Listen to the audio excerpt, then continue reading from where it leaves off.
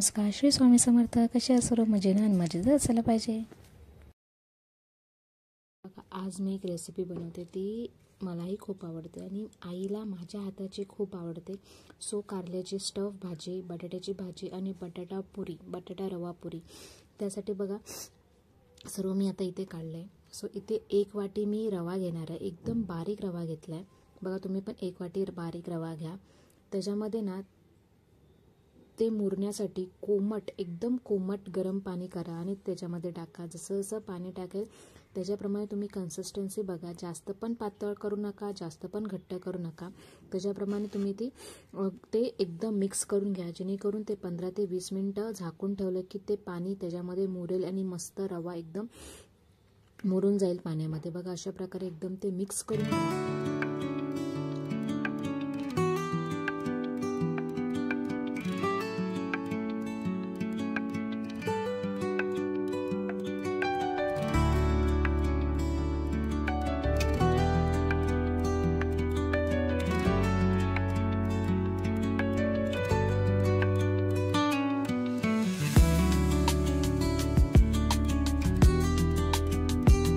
आपण ना थोडासा ना हिरवा वाटण करून घेऊया. त्याच्यामध्ये हिरवी मिरची, लसूण, आलं, थोडंसं जिरं, थोडंसं ओवा, भरपूर सारी कोथिंबीर, हे सर्व ना वाटणामध्ये ना एकदम बारीक ठिसून घ्या.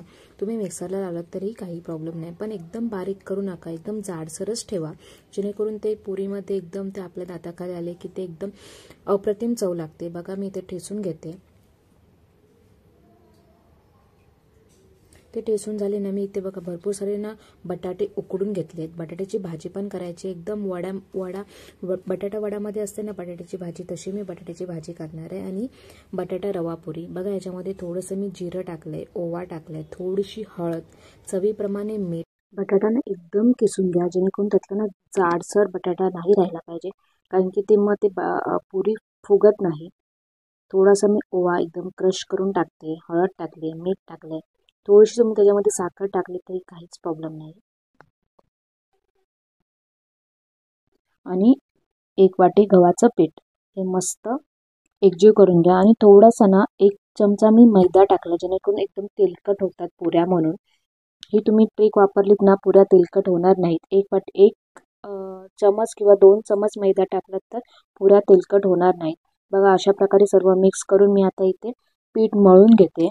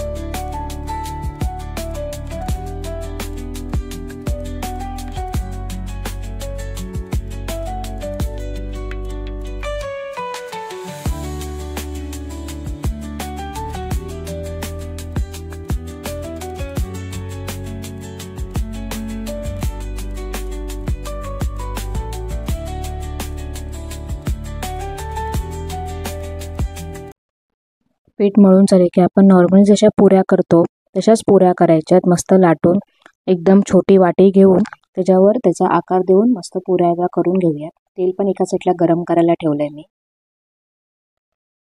तेलकट जर पुऱ्या तुम्हाला करायचे नसेल त्याच्यामध्ये 2 स्पून मैदा टाका, त्याच्यामुळे तेलकट पुऱ्या होणार नाहीत. ही एक ट्रिक, छोटंसं सिक्रेट असेल की तेलकट पुऱ्या न होण्यासाठी आपण काय करावं, तर त्याच्यामध्ये मैदा टाकावं थोडंसं, तर पुऱ्या तेलकट होणार नाहीत. बघा अशा प्रकारे सर्व आता पुऱ्या मी करून घेते आणि टम्म मस्त फुगल्या होत्या पुऱ्या. पुऱ्या करून झाल्या की आपण भेटूया बटाट्याची भाजी करण्यासाठी. आणि कारली स्टफ करण्यासाठी, स्टफिंग कारली बनवण्याच्या रेसिपीमध्ये.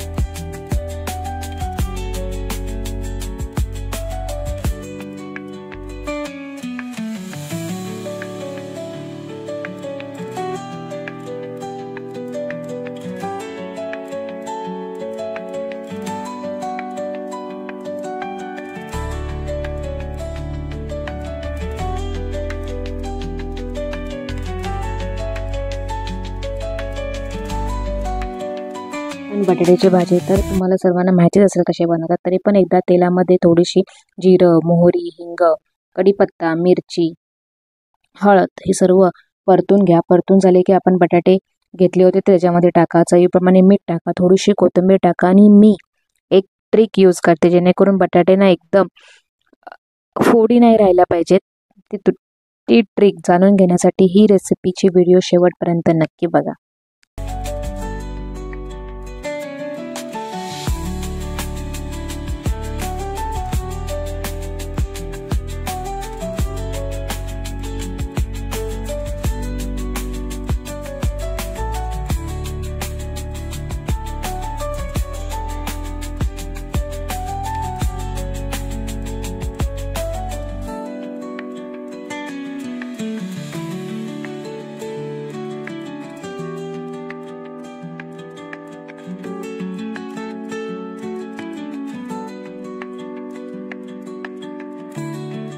सो बटाटे ना मी स्मॅश करते जेणेकरून आपण बटाटे वड्यामध्ये जी बटाट्याची भाजी असते ना त्याच्याप्रमाणेच ती होते आणि एकदम टेस्टी झाली होती बटाट्याची भाजी.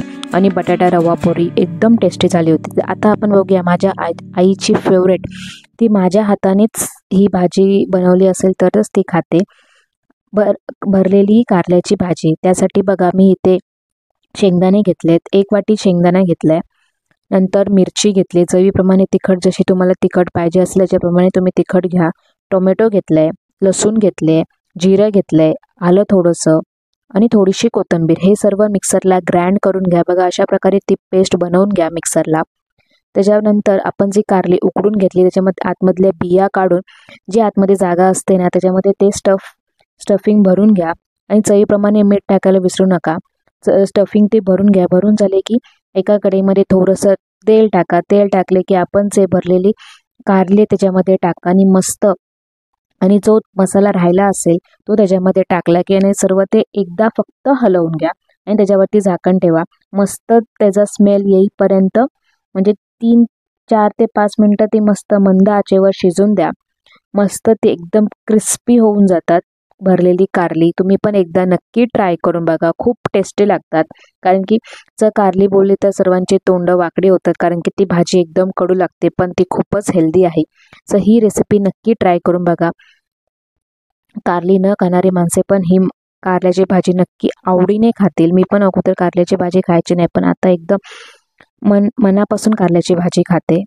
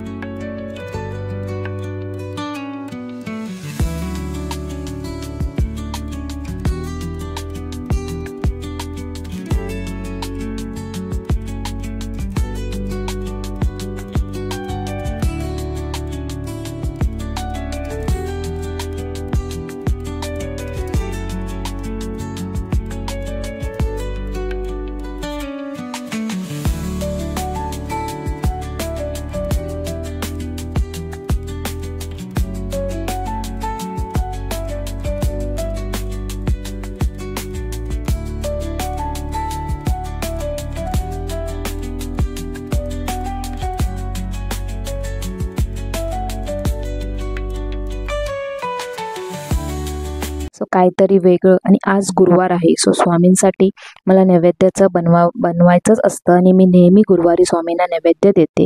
सो नैवेद्यासाठी आज खूप स्पेशल थाली होती. तुम्ही पण नक्की ट्राय करून बघा ही रेसिपी.